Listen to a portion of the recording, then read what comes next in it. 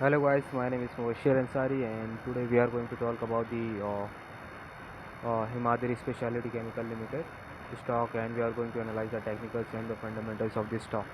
So let's start with the technical. So let's go with the 1 week chart. So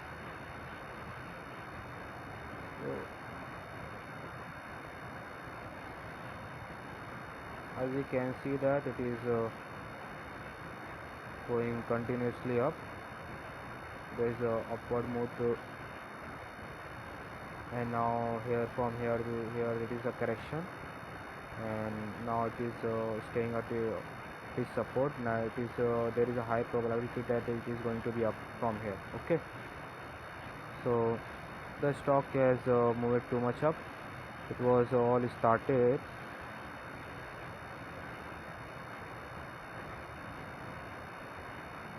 Look at that. If you look at the 3 month chart, it is like there was a consolidation zone for the stock here. After the breakout, it is crashed and then gone up. Okay, let's start with the technical fundamentals. Okay, chemical limited. Okay, so basically,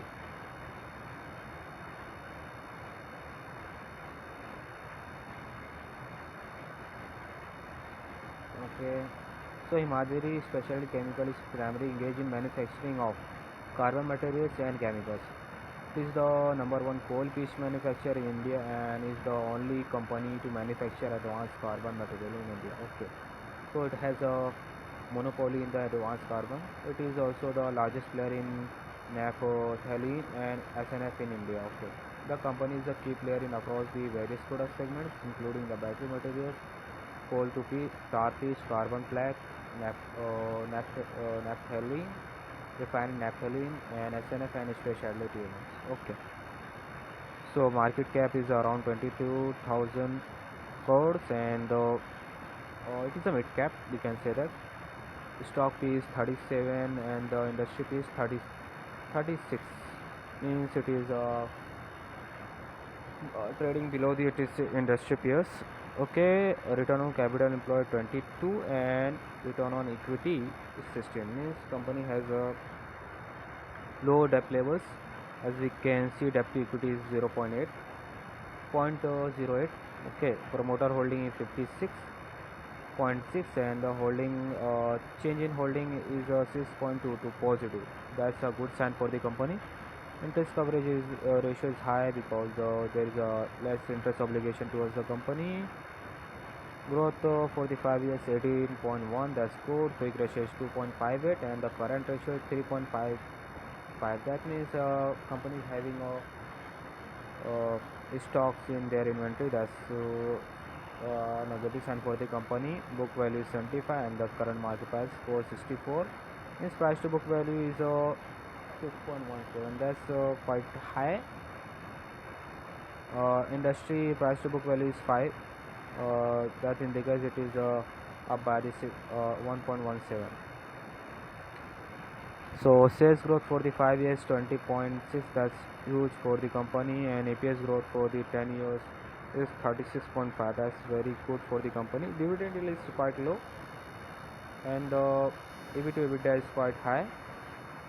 PEG ratio shows that company is quite undervalued if we compare with the its growth, because it is growing too much fast. Let's analyze the PE trend over the years along with the EPS. So when company was having around 70 P, it was it was having around 2 EPS. Now company has 41 P and it is having 11 EPS. That shows the company is quite undervalued. So quarterly sales, let's analyze the quarterly sales variance. Look like company's sales is been declining over the years if you compare the quarterly results, but the operating profit margin is been increasing over the years. That's a very good sign, because the expenses, as we can see, that material they are efficiently managing their material cost. That's why their operating profit margin has been increased. Okay, so let's go with the profit and loss account. If we see that the profit and loss account, we can observe that the company is showing the steady sales growth, and the material cost is being also reducing in the profit and loss account.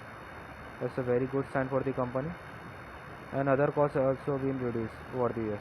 That's why their operating profit margin has been increased from the 16 to 19%.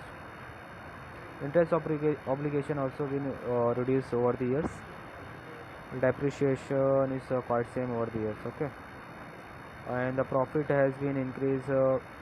Let's compare with the 2020 when it was positive 200 to 500. That's 550 means around 2.5 to 50%. Compounded sales growth for the 10 year 12%. That's very good for the compounding for the company. Compounded profit growth for the 10 years is quite too much high, around 40%, because of the improving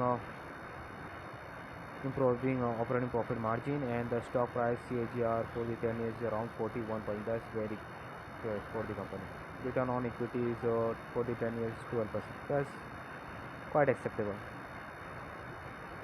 Equity capital is they are promoters slightly reducing their stakes over the company. Reserves is been increasing exponentially. That's a very good sign. Borrowing, long-term borrowing has been reduced. That's a very good sign for the company, because the company is now taking the short-term borrowings.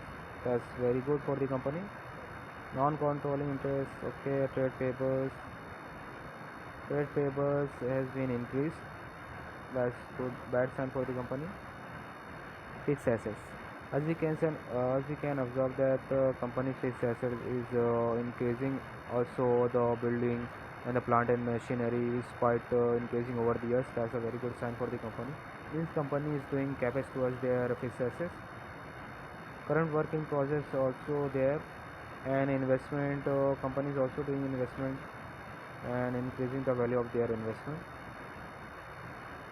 Trade receivables is also increasing. That's a very bad sign for the company. Inventory is also increasing, means company is not converting their inventories into the cash easily. Cash and cash equivalent, that's also good. Now let's analyze the cash from operating activities, means the revenue which company is generating from the day-to-day operations, or we can see the profit. Okay, so let's compare it with the profits. Okay, 50, 400, 450 and 800 and 900. Within 900 within 3 years they have generated around 900 net profit before profit before tax. Okay, so 900, right? So 200, let's consider 300, 500, 800, 800 and 1600. So basically, and after adding back the 16, it will be around 1900. 1900 and the 900. That means the company is not efficiently able to collect their cash. Companies mostly dealing with the selling the products on credit. That's bad sign for the company, because it is around 50%. Investing activity, as we observed that the company is continuously investing for the assets, investment purchased, also company has sold some their long-term assets to company has as we observed that the company has bought their stocks recently. They have increased their stakes in the company, showing the confidence towards the company. Repayment of borrowing has been done. That's very good sign. Proceed from the borrowings, company has recently taken some loans, but as we can observe that they have paid them back. Okay, debtor days has been it has been quite fluctuating, as we can observe that 92 to 100, then again 50. Inventory days, company is being stuck in inventory, quite it has been reduced over the years. Days payables also. So cash conversion cycle typically taking the around 90 days now. Means their net working capital has been tied up in the business for around 90 days. Net working capital means current assets minus current liability divided by the sales into 365. Let's analyze the how investors are acting. Let's start with the promoters. Promoters have been increasing their stakes in the company over the years. That's a very good sign. FII is also increasing their stakes in the company, and DI is also showing interest in the company. Public holding doesn't matter that much. Okay. Recent important announcement. EBITDA by the 25% invested 4.43 million for the they have taken 16.24 stake in IBC. That's good for the company. Okay, there is no much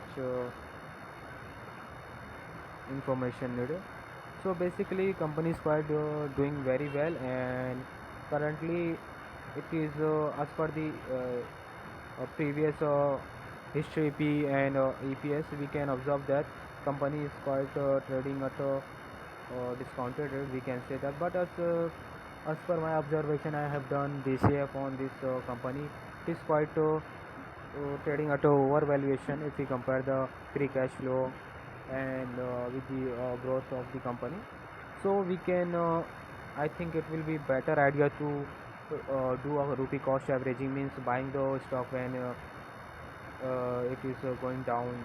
Then whenever the stock goes down, then we have to buy the stock. That's how we can buy the stock at the very average price. So for if you take my recommendation, I will give the company buy the stock at a rupee cost averaging. First of all, I am not a SEBI registered research analyst, as you can see that through my my analyzing knowledge, because I just go through the upper level of the company in this video. But I have done in-depth analysis of this stock personally. So I think it is a good stock for long-term holding, especially for the 10 to 15 years. So if you want to invest in this stock, it is a good company. Thank you so much. Have a nice day.